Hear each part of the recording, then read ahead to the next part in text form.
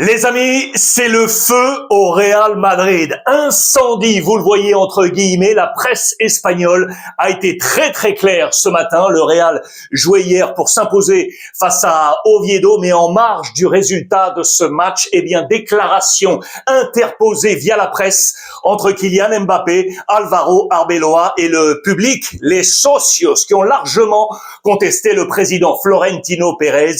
Il y a le feu dans la Maison Blanche. Salut à tous, très heureux de vous retrouver. Il est 16h, heure française. Nous sommes le vendredi 15 mai et c'est donc l'heure de votre Ruiz Club, votre revue de presse internationale pour faire le point complet, parler football ensemble, librement, vous le savez, et gratuitement où que nous soyons sur la planète francophone grâce à toutes les plateformes de TV5 Monde et l'application TV5 Monde Plus. On va aller absolument partout, mais il nous faut commencer par cette actualité très forte. Voilà, regardez, c'est là que j'ai pris ce titre d'incendie, incendie Mbappé. À la une de Sport, le quotidien catalan, c'était ce matin. Et regardez, en page intérieure, on nous montre très clairement une opposition désormais bien marquée, bien scellée entre Kylian Mbappé et le coach actuel du Real Madrid, Álvaro Arbeloa. Alors, on va reprendre les choses dans l'ordre. Regardez ce qui s'est passé hier, avant le match, hier matin. Voici quelle était la presse et de Marca et de AS avant ce match face à Oviedo. On avait une chose en tête, les déclarations bien évidemment du président Florentino Pérez qui, vous le savez, contre toute attente, surprise, a convoqué de nouvelles élections. Vous le savez qu'il a pointé du doigt une certaine presse en justifiant tout cela, pensant que cette presse était instrumentalisée par quelques concurrent qui voulait le déloger de la place de la présidence du Real Madrid. Florentino Pérez qui disait très clairement que cette opposition voulait enlever le patrimoine Real Madrid aux socios qui détiennent ce club, bien évidemment. Et regardez du coup la presse hier, avant ce match, maintenant, c'est Bernabéu qui va parler, en l'occurrence, les socios qui allaient en quelque sorte voter déjà indirectement, puisque ça va se passer avec cette élection, mais contre, entre guillemets, soit le président ou les joueurs. Regardez l'ombre qui est ici, on devinait l'ombre de Kylian Mbappé avec son numéro 10 et les socios qui étaient juste derrière. Alors on va commencer par le président, avant de parler du terrain, les amis. La contestation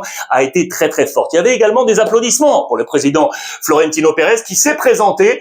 Regardez dans la tribune présidentielle, il a tout d'abord levé les bras pour être acclamé par les partisans de son camp. Et puis ensuite, il y a eu de la contestation, et notamment, regardez, juste ici, dans ce rang, juste devant lui, là, lui, ce personnage qui avait d'ailleurs dans sa main droite un téléphone pour filmer la scène, voilà, ça fait partie du monde d'aujourd'hui, tout ça. Et ce qui est assez rare, c'est que le président Florentino Pérez a échangé avec les individus qui étaient présents juste devant lui, et assez longuement d'ailleurs. Des pancartes sont apparues un peu partout pour le pointer du doigt en disant que le coupable de la situation de crise, 2 années consécutives, saison blanche pour le Real Madrid, vous le savez, c'était Florentino Pérez. Les élections sont en marche, c'est sûr, c'est que les scènes d'hier ont déclenché, ça y est, le lancement de ces élections dans la forme, mais également dans le fond, puisque le président Florentino a, ça y est, posé le calendrier de ces élections. Pourquoi l'a-t-il fait, les amis? Pourquoi l'a-t-il fait? Pour tout simplement accélérer le processus, pour essayer de couper l'herbe sous les pieds de son opposition, pour les empêcher de se préparer à présenter la meilleure candidature possible, voire ne pas en présenter, pour être de nouveau proclamé seul candidat et donc seul à pouvoir être président du Real Madrid. Regardez ce calendrier qu'il a apposé depuis hier, jeudi 14, jusqu'au samedi 23 mai prochain. 23 mai prochain, c'est demain. Ça semble ultra compliqué pour préparer une candidature, vous l'aurez compris. Ce calendrier est là et je vous mets tout en bas, je vous rappelle les conditions obligatoires pour pouvoir être candidat à la présidence. Il y en a 2 principales, un minimum de 20 années consécutives de socios du Real Madrid. Et la deuxième, regardez, un aval bancaire de 15% du budget du Real Madrid, ce qui représente pas moins de 187 millions d'euros. Et regardez, il faut absolument que cela vienne de son patrimoine personnel et pas que cela vienne en partie d'un tiers. Donc, le candidat qui se présente doit avoir à minima un aval bancaire de 187 millions d'euros, vous l'aurez compris, 15% du budget, et avoir un carnet de socios à minima de 20 ans consécutifs comme socios du Real Madrid. Tout ça pour couper, bien évidemment, l'herbe sous les pieds du candidat potentiel dont on va reparler dans quelques petites secondes. Et puis, regardez, ça, très important également, Florentino Pérez qui avance dans ses possibles arguments un changement d'entraîneur, puisqu'Alvaro Arbeloa ne sera pas l'entraîneur du Real Madrid la saison prochaine. Regardez hier dans les colonnes de Marca, très clairement, le président Florentino Pérez a mis en avant José Mourinho, son ancien entraîneur.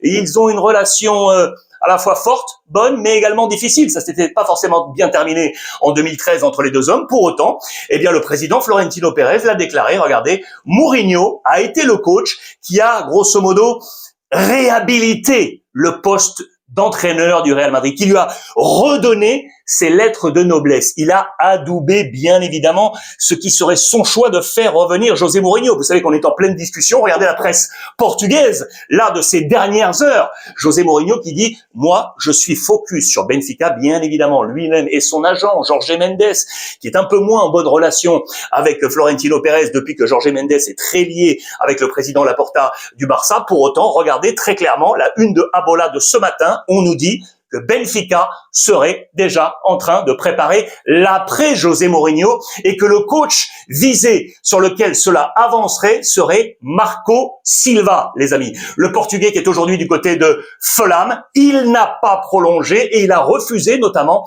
une offre, regardez, de Nottingham Forest. Que va-t-il se passer? Est-ce qu'il sera le nouvel entraîneur de Benfica et est-ce que José Mourinho sera donc l'entraîneur de Florentino Pérez si ce dernier venait à remporter les élections? Et regardez, l'adversaire, il est ici, les amis. Enrique Riquelme, très jeune, 37 ans. Il est multimillionnaire, voire milliardaire. Donc, il aurait l'aval bancaire, bien évidemment.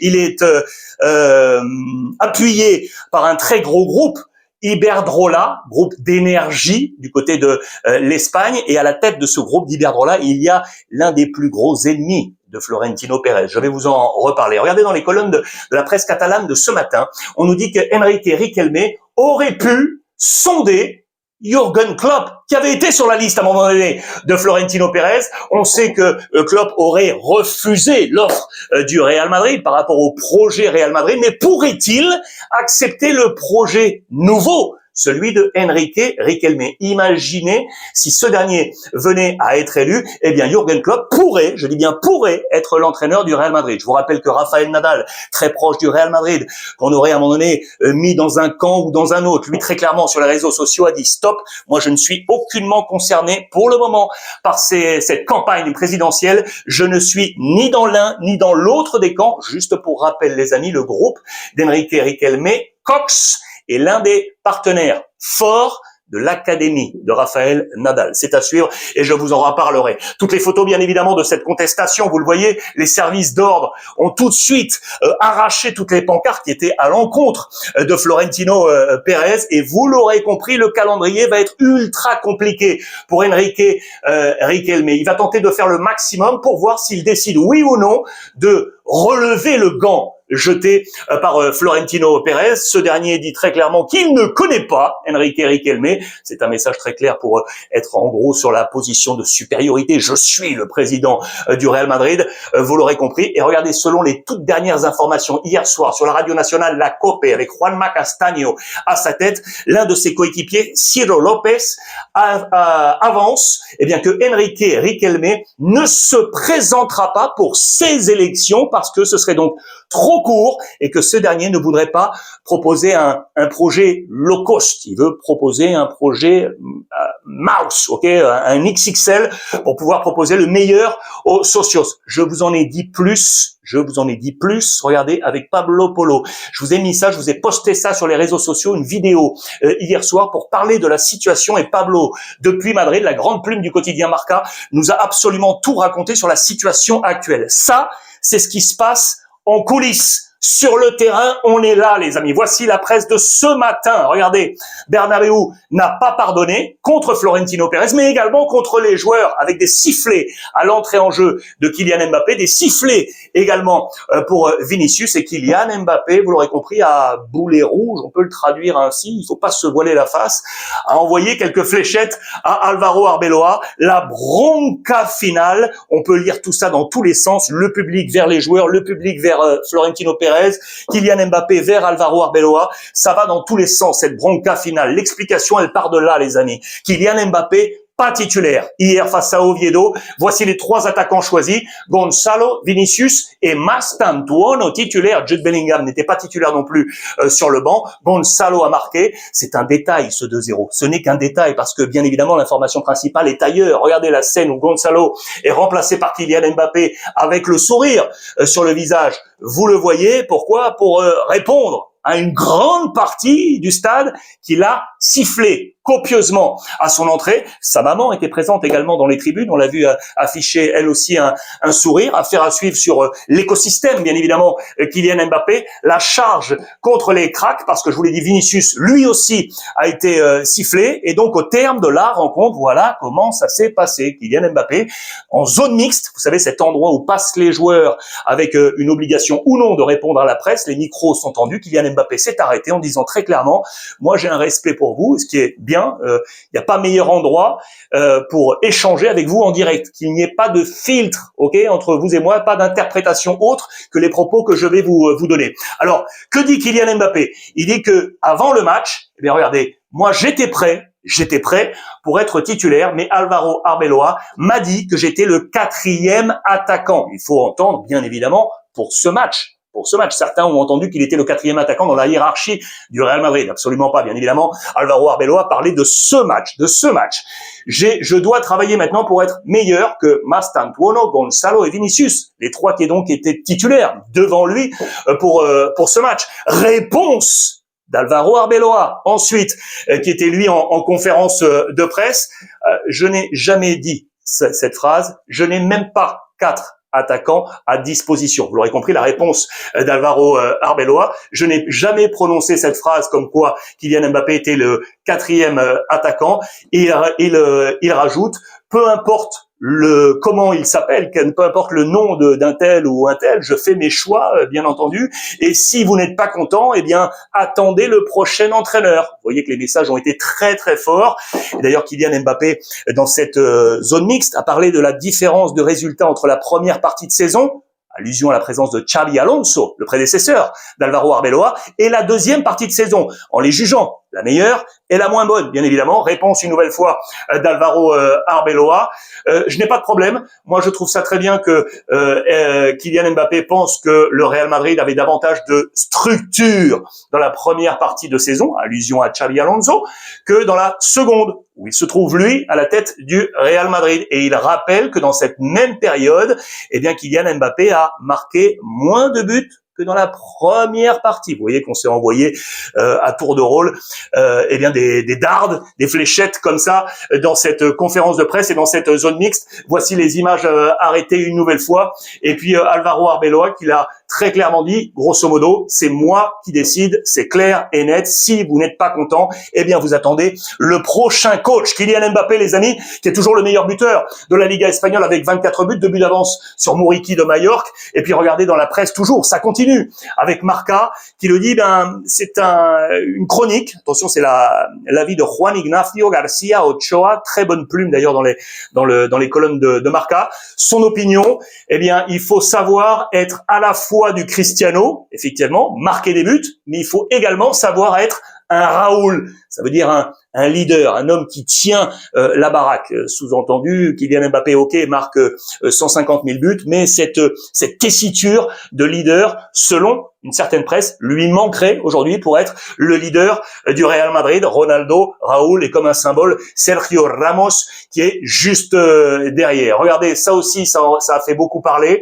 Ça a été repris par de nombreux comptes. Kylian Mbappé, toujours dans cette zone mixte, qui le dit très clair. Moi, je ne regarde pas. Eh bien, je ne regarde pas les conférences de presse d'Alvaro Arbeloa. Je ne sais pas ce qu'il dit. Chez moi, je n'ai que la télé française, je n'ai pas la télévision espagnole.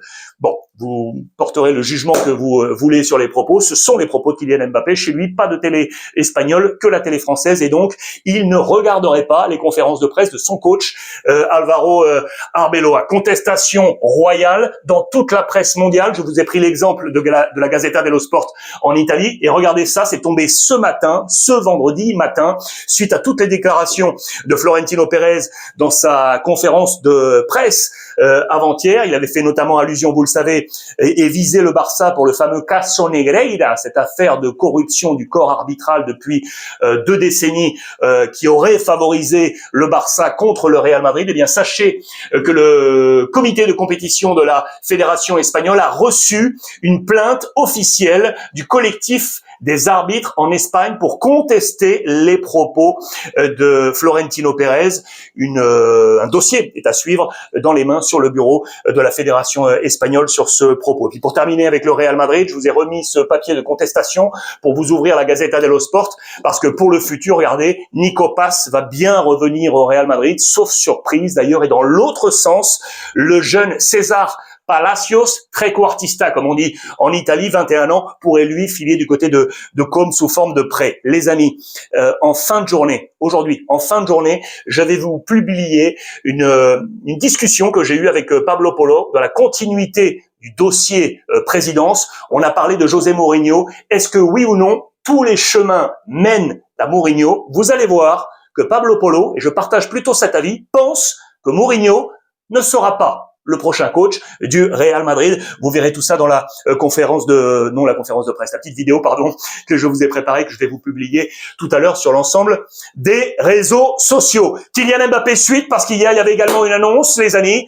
Didier Deschamps a dévoilé sa liste pour la prochaine Coupe du Monde. C'était en direct sur TF1 avec le JT de 20h du confrère Gilles Boulot, avec Kylian Mbappé, bien évidemment. La liste 3 étoiles pour aller chercher une nouvelle Coupe du Monde. Le Parisien avec l'équipe, la Dream Team, avec Olysée, avec Doué, avec Kylian Mbappé, avec Ousmane Dembélé ou encore Adrien Rabiot. Voici les titres forts et les informations fortes de cette liste de Didier Deschamps. Je vais vous zoomer ça, regardez avec les copains de Transfermarkt. C'est la valorisation de ce groupe France, 1,470 milliard d'euros.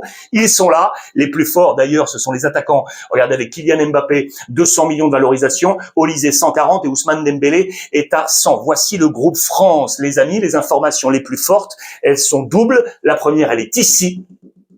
Maignan, Milan, Risser de Lens et Brice Samba de Rennes. Deuxième information, la présence de Mateta. Les attaquants sont là avec Mateta qui est bien présent. Regardez les deux axes. Le premier, c'est ici. Pas de Chevalier. L'ancien gardien de Lille, parti au Paris Saint-Germain. Vous le savez, qui ne joue pas au Paris Saint-Germain, et on va y revenir avec Safonov dans quelques petites minutes. Eh bien, c'est Risser, le gardien lensois, qui est entré dans les plans de Didier Deschamps, tout comme donc Mateta, les amis. Crystal Palace qui prend la place de Randal Kolo Muani, à lire, très bon papier dans les colonnes de l'équipe. Pour autant, Kolo Muani, je vous rappelle les amis, il est le deuxième meilleur buteur français depuis la finale de la Coupe du Monde 2022. Kylian Mbappé 20 buts, Randal Kolo Muani 8 buts devant Giroud et Olysée. Eh bien, Randal Kolo Muani, qui souffre d'une saison ultra difficile avec Tottenham, vous le savez, n'est pas dans le groupe France pour cette Coupe du Monde. Mateta, et on part sur le mercato, regardez avant de filer du côté du Barça, Mateta est sur la liste de l'AC Milan, les amis, pour la saison prochaine,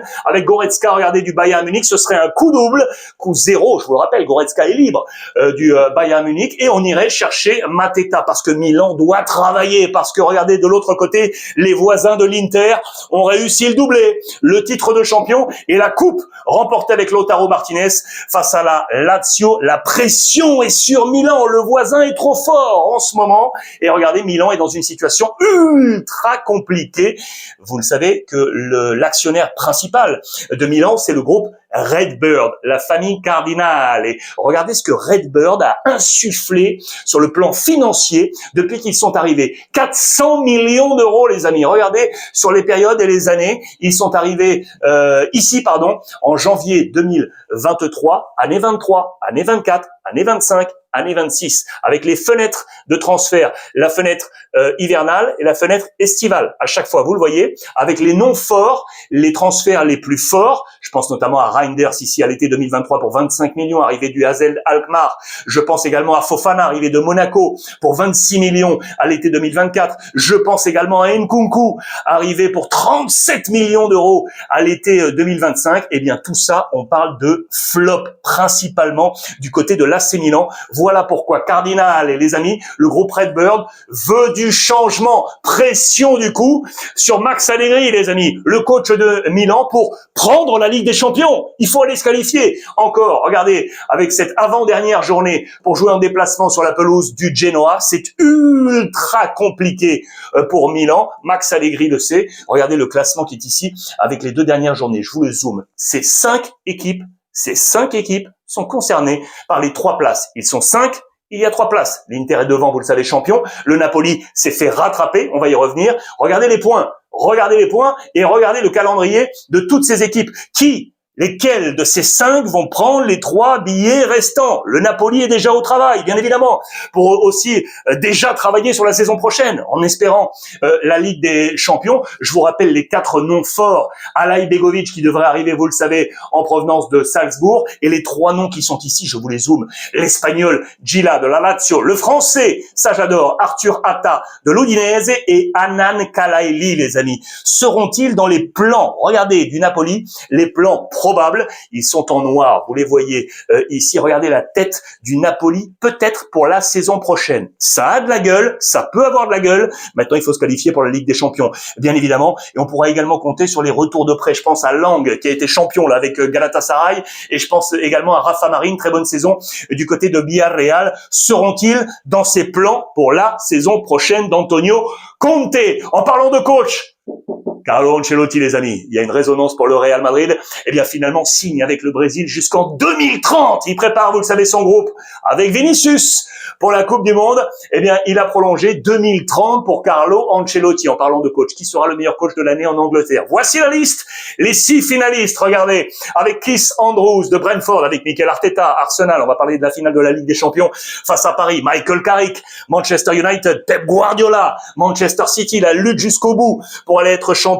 Andoni Iraola de Bournemouth et Régis Lebris, Cocorico, le français de Southampton, qui fait partie des 6 finalistes. Michael Carrick sera-t-il le prochain entraîneur définitif de Manchester United, les amis? Regardez, tout laisse à penser que oui, il est le bon bonhomme pour United. Sir Jim Ratcliffe et les frères Glazer devraient, je dis bien devrait, au conditionnel, lui donner le ticket définitif pour la saison prochaine pour le coach de Manchester United. La bataille, bien évidemment, avec Pep Guardiola pour aller chercher le titre de champion avec Arsenal. C'était le match en retard face à Crystal Palace, victoire 3-0 avec encore un super Doku. Et du coup, les amis, eh bien, regardez le classement. 2 points d'écart. Ça va se jouer jusqu'au bout du bout avec Arsenal qui a également à jouer cette finale de la Ligue des Champions. En parlant des coachs, Chelsea, regardez, c'est juste là en colonne du Guardian. Regardez le visage juste en bas. C'est peut-être caché par le logo de TV5 Monde avec le Ruiz Club. C'est le visage de Xabi Alonso, les amis, l'ancien entraîneur du Real Madrid. Vraisemblablement, les joueurs de Chelsea aimeraient voir Xabi Alonso devenir le prochain coach de Chelsea. Je vous rappelle que Liverpool, son ancien club où il était joueur, est également sur les rangs pour être le remplaçant de Arne Slot, le successeur pour la saison prochaine. Et puis là, il y a une grosse affaire, je vous le dis avec le sourire. Si vous n'avez pas vu ça, regardez bien et écoutez bien, les amis. Regardez. Ce visage, ici, c'est celui de Tonda Eckert, le coach de Southampton, ok?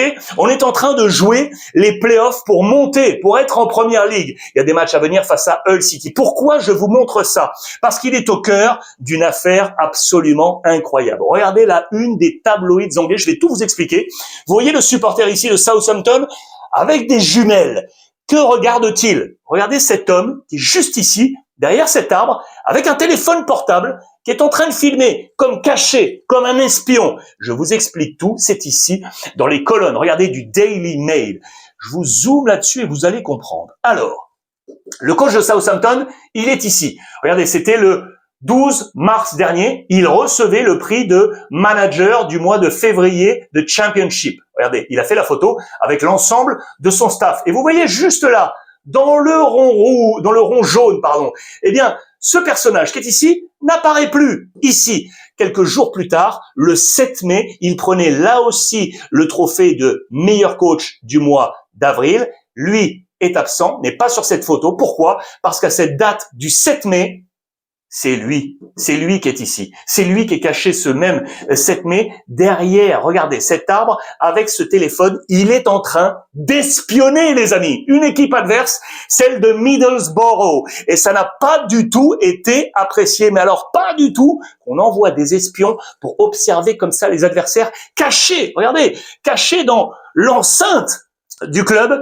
C'est pour vous montrer qu'il était caché derrière un arbre pour essayer de filmer, pour essayer de trouver des astuces. C'est une affaire absolument rocambolesque. On parle de honte sur les épaules de celui qui a été élu meilleur coach. Alors maintenant, est-ce que c'est lui qui l'a envoyé, oui ou non? Allez lire tous ces papiers, mais c'est une affaire qui fait grand bruit du côté de la première ligue. On est à 15 jours de la grande finale de la Ligue des Champions. Qui va s'imposer? Le Paris Saint-Germain ou Arsenal? Les amis, Paris en pleine préparation, vous le savez, sacré champion de France il y a quelques jours après la victoire sur la pelouse du Racing Club de Lens 2-0. Je vous rappelle la composition d'équipe largement remaniée par Luis Enrique pour cette victoire 2-0 synonyme de titre. Ce qui est intéressant, c'est Safonov dans les buts. Regardez la note, 9 sur 10. Sa meilleure note de la saison. Safonov est prêt, les amis. Il sera prêt pour cette grande finale. Je vous rappelle que c'est lui qui a pris la place de Lucas Chevalier, qui perd, lui, sa place en équipe de France. Paris est prêt. 14e titre pour l'histoire du Paris Saint-Germain, largement devant Saint-Etienne et l'Olympique de Marseille. Regardez, c'est le 5e titre consécutif pour Paris.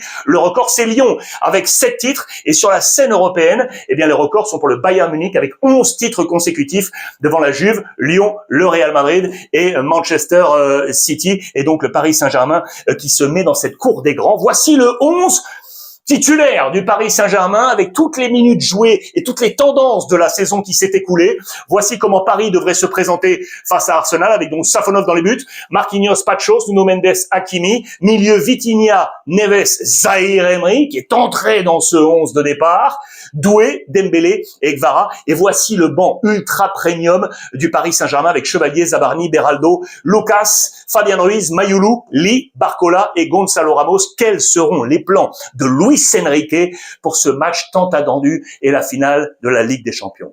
Mercato Barça, les amis. Mercato Barça. Et regardez, ça bouge. Ça monte pour João Pedro et ça descend pour Julián Álvarez. Si finalement Julián Álvarez ne venait pas au Barça, l'Argentin de l'Atlético Madrid, je vous le rappelle, 26 ans avec une cote à 90 millions d'euros, le Brésilien de Chelsea, la cote est en train de monter, 75 millions d'euros, je vous le rappelle, 24 ans, lui qui est arrivé à Chelsea à l'été 2025 pour près de 64 millions d'euros en provenance de Brighton, qui avait acheté ce joueur à Watford à l'été 2023 pour quasiment 35 millions d'euros. Watford, c'était sa première destination européenne, arrivée en 2020 en provenance de Fluminense. Qu'en dites-vous, les amis? Vraisemblablement, eh bien, João Pedro passerait devant, vous l'aurez compris, Julián Álvarez pour entrer dans les plans d'Hansi Flick pour la saison prochaine, pour être le nouveau numéro 9. Car regardez, Lewandowski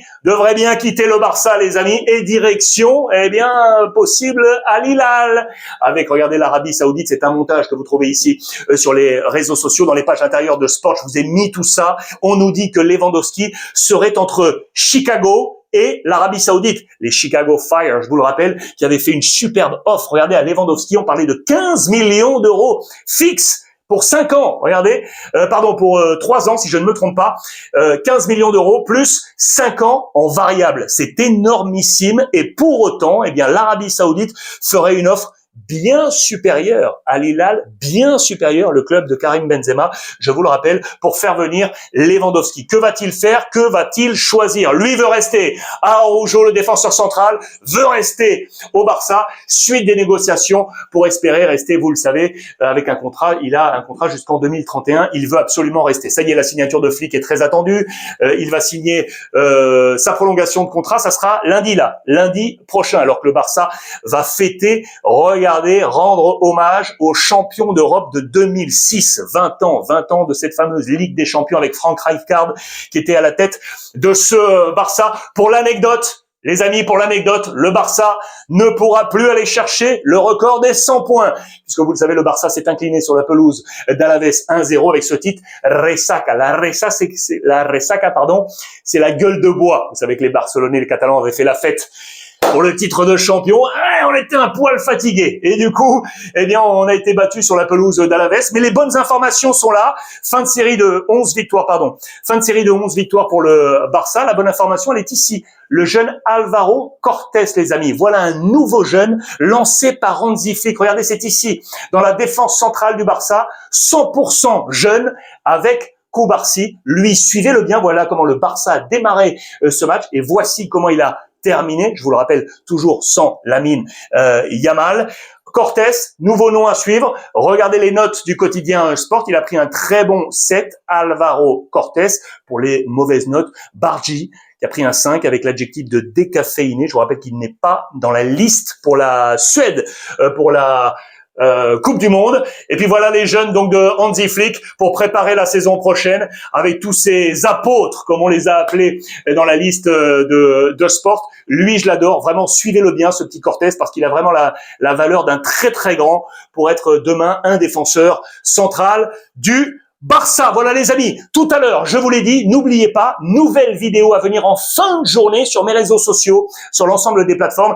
Échange avec Pablo Polo qui va nous dire pourquoi, selon lui, José Mourinho ne serait peut-être pas le prochain coach du Real Madrid.